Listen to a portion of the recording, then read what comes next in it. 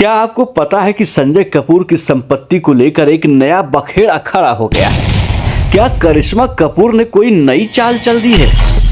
क्यों संजय कपूर की पत्नी प्रिया सचदेव पर गंभीर आरोप लग रहे हैं?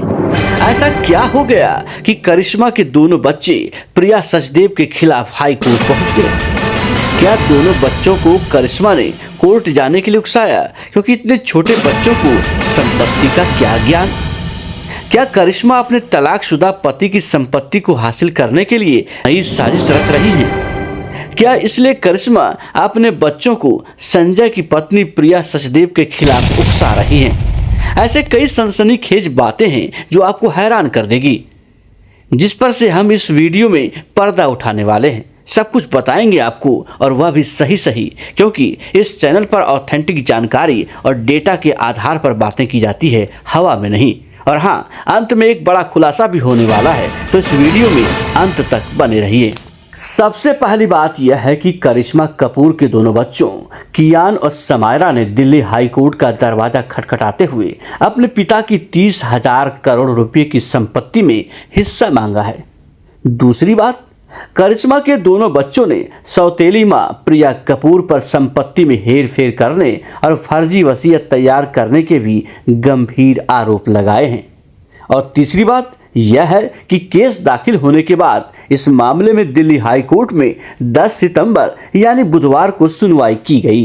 करिश्मा कपूर के बच्चों ने प्रिया पर आरोप लगाया है कि उनकी सौतेली मां ने उन्हें उनके पिता की वसीयत और संपत्ति की कॉपी भी नहीं दी है। इसे लेकर कोर्ट ने प्रिया को फटकार लगाते हुए कहा कि वो बच्चों को वसीयत की प्रति देने में आनाकानी क्यों कर रही हैं। बच्चों को वसीयत की प्रति देने के अलावा कोर्ट ने प्रिया से यह भी कहा कि वो संजय की सभी चल और अचल संपत्ति की एक लिस्ट भी जारी करें।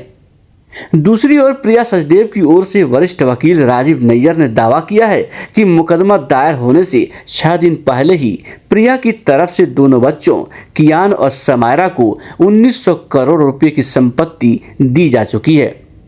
वहीं दूसरी ओर प्रिया ने पक्ष रखते हुए कहा, मैं उनकी आखिरी पत्नी हूं, वसीयत में कुछ भी छिपाया नहीं है। साथ ही मजाक उड़ाने के अंदाज में कहा कि ऐसा नहीं है कि ये लोग सड़क पर आ गए हैं, 15 साल तक तो ये लोग कहीं दिखाई भी नहीं दिए।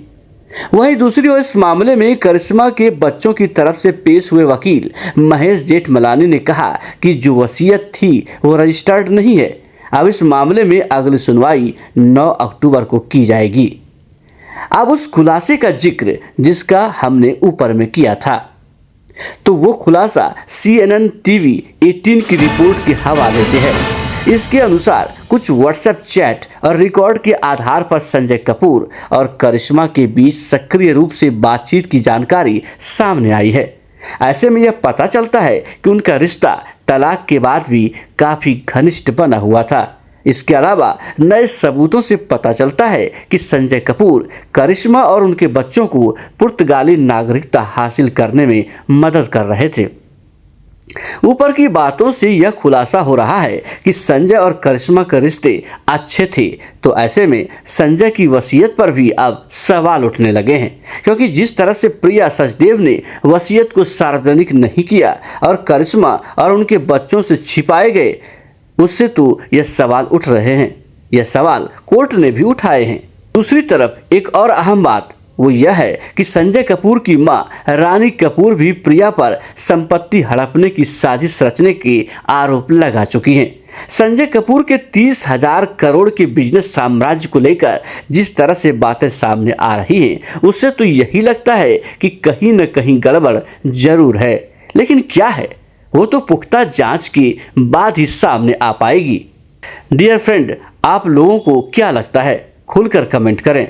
तो इस वीडियो में इतना ही। अगली नई स्टोरी में फिर होगी मुलाकात। तब तक के लिए नमस्कार।